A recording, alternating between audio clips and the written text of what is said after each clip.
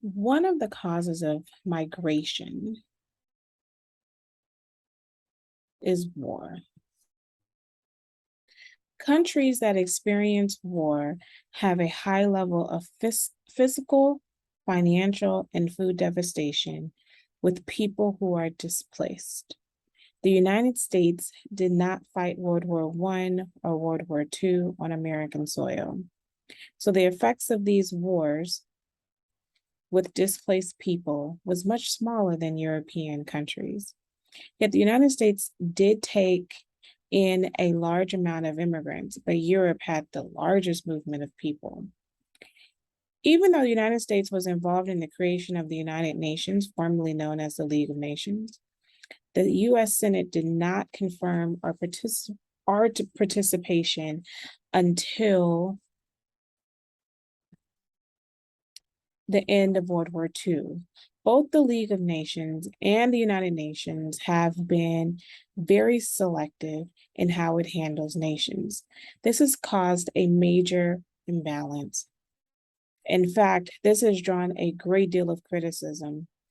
Can the largest forces within the United Nations, such as the United States of America and Great Britain, be held to the same standard as other less powerful nations? Critics argue that powerful nations dictate how the UN operates, as it may ignore the needs of other countries, such as Rwanda, while answering the needs of the people of Kosovo.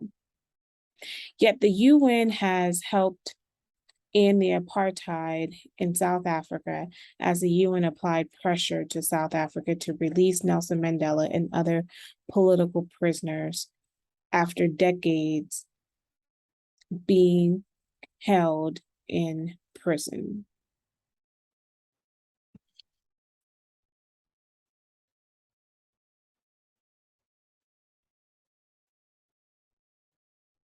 This is a very simplistic analysis.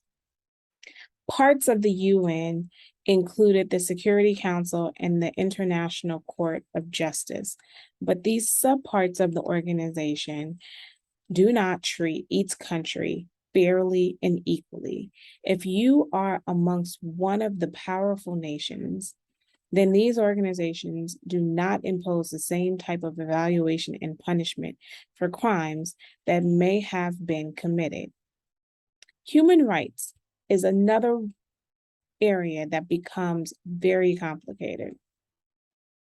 The United States has been known to criticize other nations about their atrocities. However, American corporations have contributed to the mistreatment of their workers around the world. Thus, what role does the American government have to help eliminate these acts? Also, what role does the world have to visibly allow other nations to abuse their citizens, such as North Korea?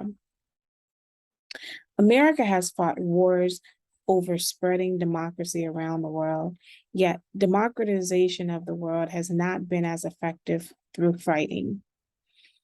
Over time, citizens have craved democracy as the world becomes more aware of how other people live through the rise of the internet and social media. This has led to globalization. Globalism. Culture is spreading around the world. The rise of globalism has promoted a populistic mindset. The rise of nationalism, yes, we should be proud of our home country, but this has moved to be a hateful movement in which people have an idea of what an immigrant or a group that does not belong to a nation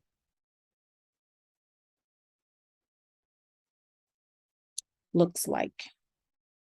The rise of hate groups have grown around the world.